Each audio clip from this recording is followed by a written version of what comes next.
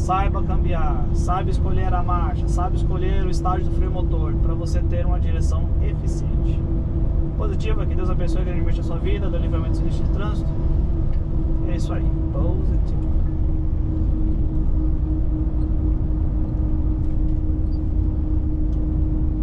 Escolhe um líder que vai exercer o poder. Nos Estados Unidos é mais confuso ainda. Você vota no colégio eleitoral, né? Aí o colégio eleitoral vota no cara que você pediu para ele votar, mas ele não é obrigado. Isso que é uma loucura. Você vota num cara para votar na Kamala Harris. Ele pode falar, não, eu tô afim de votar no Trump hoje. Como é que faz isso? É muita loucura, né? E aí o colégio eleitoral ele vai ser maior ou menor dependendo do tamanho da população, né? E aí você tem, por exemplo, o estado da Califórnia, que é um estado que tem muita gente, muita população, e é de uma tendência mais progressista, de esquerda, então tem um peso muito forte, porque você vai ter várias pessoas do colégio eleitoral votando majoritariamente nos democratas, que representa a esquerda americana. Mas por que eu estou falando isso? Porque cria-se essa ideia de que é melhor do que você ter um ditador, é o povo escolher o líder para que esse líder faça aquilo que ele gostaria que fosse feito, né? Então é chamada da democracia representativa, que você escolhe um representante para te representar na fabricação das leis, né? Então, nesse sentido, você tem um sistema de voto lícito e uma lisura é vital para a democracia, assim como também você ter uma mídia responsável, porque como é que o povo vai escolher o melhor líder se não tem informação suficiente? Você não consegue. E também você ter de igual forma uma educação adequada, porque se você não tem informação da mídia adequada e uma educação adequada, você não vai conseguir escolher adequadamente, né? Então você vê que destruir a mídia e destruir o sistema de ensino, você está destruindo a democracia também.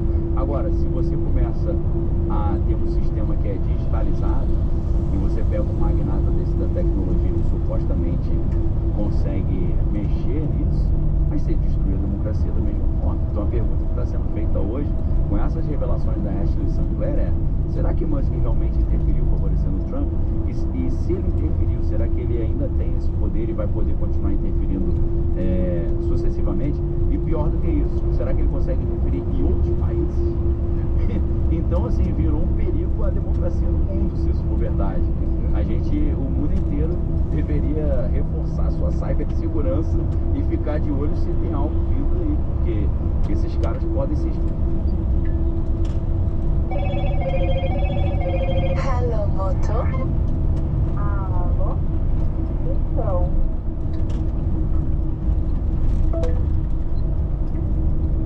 Isso que eles querem também, né? Então isso aí é extremamente preocupante. Eu me lembro, Vilela, daquele filme Mountain Head. Lembra que os magnatas se reuniram na casa? Uma casa nas montanhas, né? Os caras mais poderosos da tecnologia. Chato, estranho, diálogos estranhos, né? Umas piadinhas Mas sem graça. basicamente eles estão decidindo sobre o mundo, né? O mundo tá no caos e eles estão decidindo o que eles vão fazer e aproveitando as oportunidades, né? Até o cara tá escolhendo o próximo líder da Argentina. Então, aí eu achei isso muito interessante, porque foi numa época que o Javier Milei estava despontando. E o que eles fizeram? Eles escolheram um ator para ser presidente da Argentina. Só que um desses caras magnatas que ia governar por trás. Na verdade, seria E aí eles sentam numa reunião fechada e esse magnata da tecnologia lá nos Estados Unidos está falando o que tem que acontecer na Argentina. Você fala, meu irmão, será que os caras estão dando um bizu de algo que tem realmente fundamento? acontece. Porque o Javier Milei, aí ó, o Mountain Head, ele é bom, né? Esse segundo ali da direita para a esquerda, não sei quem é não. não, mas esse cara, agora eu esqueci, esse cara é o ator predileto de como é que é o nome desse diretor que faz um filme todo meio colorido? O Vin Vendors, não, Wes Anderson. É isso? Esse cara é o que faz os filmes todos dele, esse segundo ali. O primeiro eu desconheço, os outros dois, mas o Steve Carell é o mais famoso, né? O Steve Carell é o famoso.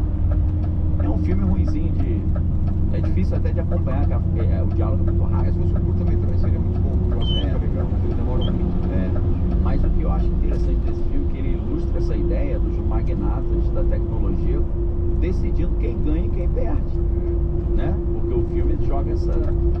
ideia no ar. E aí, o que é estranho é que Javier Milei, quando ele foi eleito na Argentina, na época que esse filme tá rolando, a primeira coisa que ele fez foi fazer uma viagem ao Vale do Silício, conversar com os magnatas da tecnologia para implementar um sistema de crédito social e de renda básica universal na Argentina. Por isso que a Argentina foi um dos pioneiros naquele negócio da WorldCoin, que era o cara escaneia a retina para receber uma mesada. E é o que o Sam Altman, que é o CEO da OpenAI, que faz o ChatGPT, ele criou isso como quase que um desencargo de consciência, né? Porque o conceito dele é o seguinte: a inteligência artificial vai tirar emprego das pessoas, as pessoas vão ficar sem condição de ter seu sustento, e para compensar isso a gente vai compartilhar com elas um pouquinho dos nossos trilhões, dando a elas uma renda básica universal. Só que para você fazer jus a esse recebimento, você precisa escanear a tua retina numa órbita, uma bola, onde o cara enfia a retina ali, ele escaneia a retina. Ele vai ter um crédito social. Aí ele recebe, acho que $80 de 15 dias, um negócio assim. Aí ele recebe essa renda básica universal, e é claro que com isso vem junto o crédito social, tipo assim, se você postar alguma coisa inadequada nas redes sociais, a gente bloqueia a tua conta, né? Que é um problema. Então, alguns olham isso tudo e vão cruzando esses dados, vão falando, cara, será que a Argentina já foi um test drive de um processo em que o Vale do Silício começa a pilotar uma nação latino-americana à distância, né? Eu não acho impossível, eu espero que isso seja improvável, mas eu não acho impossível não, porque quanto mais você digitaliza, mais você fica nas mãos de quem controla essas backdoors, esses backends aí. Mas agora, Vilela, por que eu trouxe esse livro aqui, ó? Space Invaders, do William Schnoebelen. William Schnoebelen é aquele cara que ele é um X-tudo, é um ex-tudo. Esse cara já foi tudo que você pode imaginar. Ele começa como seminarista católico. No seminário católico, o padre dá uma aula dizendo que Jesus só fazia milagres porque entre a infância dele e até ele aparecer, aquele período perdido da história de Jesus, ele foi para o Tibete e ele aprendeu com os monges tibetanos o esoterismo e o ocultismo. Tem essa história, né? Então Jesus, ele fazia milagres porque ele dominava as artes mágicas. E aí o professor disse para o William Schnoebelen nesse seminário católico, eu esqueci o nome da faculdade lá do seminário, ele disse o seguinte: na nossa doutrina a gente crê que o termo latim é sacerdotes alter Christus est, né? Sacerdote é como se fosse um outro Cristo, um substituto de Cristo. Então, nós devemos seguir os passos de Jesus. Se Jesus seguiu esses passos do esoterismo, nós deveremos seguir também. Aí ele falou, pô, vou estudar esoterismo então. Aí ele foi estudar Wicca, ele virou sacerdote Wicca. Aí ele foi estudar o druidismo, não é tão assertivo que nem o da virou sacerdote druida. Aí o grão-mestre druida incentivou ele a entrar na maçonaria, ele entrou na maçonaria. Aí ele foi subindo nas escalas ali da maçonaria, chegando ao grau 34, passando 33, 34 é o paládio, né? E aí ele foi subindo aos graus superiores a partir de outra ordem, que é a ordem de Memphis e Misraim. E aí ele chegou até o grau 99 nessa ordem. No livro Lúcifer Destronado, ele mostra os diplomas dele. Tem prints dos diplomas nessas ordens aí. Aí ele se envolveu com a Ordem do Templo Oriente, que era do Crowley, né? E se envolveu com a Astro Margento, que era do Crowley também, que é a estrela de prata, né? É a Silver Star. Isso é ele hoje, né? Tá bem Parece uma barba falsa. É aqueles caras que dá uma alisada na barba. Total. Pra dar uma escovada na barba. Parece aqueles ursos do Play Center. Né? Esse cara, ele você olha assim, você imagina um velho chato nem esse maluco, ele conta piada, ele tá falando coisa séria, ele mete umas piadinhas loucaça. É engraçado, é um cara engraçado, zoador, entendeu? Eu gosto de assistir as palestras dele. Então esse cara, ele chegou a se envolver no satanismo mais profundo, né? E chegou a se envolver nos Illuminati também, segundo ele. Ele conta uma história interessante de que um cara se materializa na casa dele, fazendo projeção astral, e se apresenta como Master H, né? Ou Mestre H. E ele diz, olha, você foi escolhido para fazer parte da nossa ordem. Aí o cara fala assim, você vai ter que voltar à sua terra natal e na rua tal, vai ter algo escondido numa árvore que está na esquina, você tem que cavar e pegar ali uma caixa. Aí você vai abrir a caixa e fazer o que está ali dentro. O cara volta, caixa lá, aí tem tipo um contrato que ele tem que assinar e fala assim, mande no correio no endereço tal. Aí ele manda e o cara responde falando se foi aceito. Então assim, são histórias loucaças, né? Mantenha-se à esquerda para permanecer na BR-050. Uma história de um médico americano que é doidão, mas é um cara assim, é um gênio maluco. O cara sabe todos os livros e nomes e tudo de cabeça, data. Eu esqueci, Dr. Mantenha-se à esquerda para permanecer na BR-050. Aconteceu algo semelhante com ele. Ele estava em casa, aí se projetou um cara. Continue por 155 km. Fazer parte dos Illuminati também. E ele falou, não tem interesse não, sou cristão e tal. O cara falou, não, você é de uma linhagem separada. Você é um dos descendentes do rei Davi, chegando até hoje. E você foi escolhido para fazer parte do nosso grupo. Ele falou, eu não quero, não vou fazer parte. Aí o cara falou, então tua filha vai pagar o preço. Ele falou, eu não tenho filho. Ele falou que na mesma semana ele descobriu que a mulher estava grávida da menina, a menina nasceu. Aí ele falou, cara, mas a minha filha está viva hoje, é uma bênção. E eu creio que isso, Deus é maior que isso tudo. Então são histórias loucas, né? Só que o Willa Snowden, ele é um dos primeiros caras, e depois ele se envolve com os mormons, e depois dos mormons ele vira cristão. E quem leva ele para o cristianismo foi eu esqueci o nome do cara, que era um dos caras que eram os cristãos falavam sobre maçonaria e tal. Ed Decker foi o cara que treinou ele. E aí, ele foi um dos primeiros caras que começou a dar uma explicação cristã para a ufologia. Por que eu estou falando sobre isso? Deixa eu só explicar. O Elon Musk, quando ele começa com esse negócio de eu quero ter um monte de filho, ele está fazendo um negócio de eugenia. Ele está querendo criar uma nova raça. E ele disse para a Ashley Sinclair, que era essa ex-namorada dele, mãe do filho dele, Romulus, e ela mostra as mensagens, ele diz o seguinte, nós precisamos acelerar esse processo para chegar ao nível de legião antes do apocalipse. Assim, o nível de legião do Império Romano eram milhares de soldados. Ele deu a entender que ele precisa ter milhares de filhos no número equivalente a uma legião antes do apocalipse começar. Ele mandou essa mensagem, está no celular dela. E é claro que a galera olha e vai falar, isso é uma metáfora, né? O apocalipse deve ser uma crise econômica, né? Um grande reset. Eu já creio que não, eu creio que realmente o cara está falando sério. E ele tem o objetivo de criar uma legião de filhos dele geneticamente modificados para esse período dessa luta final. Isso me lembra aquilo que a gente lê na Bíblia em Gênesis 6, quando fala que os filhos de Deus viram que as filhas dos homens eram formosos, coabitaram com elas e geraram os gigantes, os varões de grande renome da antiguidade. E qual que é o conceito? O conceito é o seguinte, anjos caídos fecundaram mulheres ali, numa fertilização in vitro espiritual, né? E essas mulheres geraram soldados gigantes que o objetivo era destruir tudo que era de Deus e o povo de Deus, para que o mal reinasse na terra. Por causa disso, Deus mandou o dilúvio para matar esses gigantes.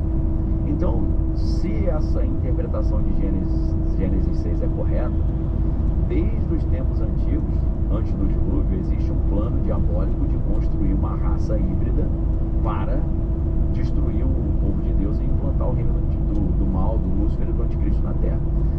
Se a gente parte desse princípio que o mal está fazendo uma hibridização com o ser humano, criando essa raça misturada, desde os tempos antigos, Elon Musk está envolvido nisso, para fazer isso nos tempos atuais, né? Inclusive, tem um livro muito interessante, que eu acho que está fora de circulação, não foi reimpresso, do Caio Fábio. O Caio Fábio já veio aqui? Várias vezes. Então, eu não sei se você sabe disso, talvez nem o Caio Fábio saiba. Caio Fábio, eu sei que ele me segue no Instagram. E Caio Fábio era meu vizinho, lá em Niterói, no condomínio Green Park, onde eu fui criado. Inclusive eu era amigo do filho dele, Lucas, né? Davi também, que era o filho mais velho, só que era uma faixa etária diferente da minha, né? Inclusive teve uma cena que entrou para a história do condomínio e das crianças que lá habitavam, né? Que de repente, no campo de futebol do condomínio desceu um helicóptero e saiu dali o Brizola e o Caio Fábio recebeu o Brizola, né? Aí imagina a criançada, né? Início dos anos 90, vendo helicóptero descendo dentro do condomínio. Então o Caio Fábio, que depois se mudou, a gente perdeu o contato com a família, ele escreveu um livro chamado Nephilim. E esse livro é muito interessante. Ele faz uma associação legal com essas histórias dos gigantes e ele bota o Brasil na jogada. Ele coloca a Amazônia como se na Amazônia tivesse umas experiências genéticas para criar esses gigantes, novos gigantes para o reino do anticristo. Então é uma ilustração bem legal, né? É bem interessante, é um livro muito interessante. Eu, infelizmente, eu li emprestado de um amigo. E aí, tempos atrás, eu fui tentar comprar, estava esgotado. Então, editoras, vocês estão dando mole. Porque esse tema Nephilim está em alta. O Caio Fábio tem seguidor pra caramba. É só fazer uma nova edição, ele divulga, pelo amor de Deus, né? Um livro legal. Opa, saiu uma edição nova aí? Se saiu, beleza. O que está escrito ali no subtítulo? Leia pra gente. Também vemos ali Nephilim, isso é, os filhos de Anak, que são descendentes de Nífilis. Éramos nos nossos olhos como gafanhotos e assim também éramos aos seus olhos. Então esse é o relatório dos espias, né? Quando eles vão espiar a Terra Prometida, né? E ver esses gigantes. Se tem ainda, aproveita, galera. Se está disponível mesmo, vou comprar um para mim também. Então, Vilela, é muito... Eu não acho que é coincidência a gente estar ouvindo essa mulher falando essas coisas do Musk, que ele está querendo criar uma legião de filhos geneticamente modificados antes do apocalipse, e a gente vê a questão alienígena estando em alta hoje. O próprio governo americano querendo fazer comissão e nos convencer que isso é real, que isso existe, né? Você vê que o Trump está liberando aqueles documentos, né?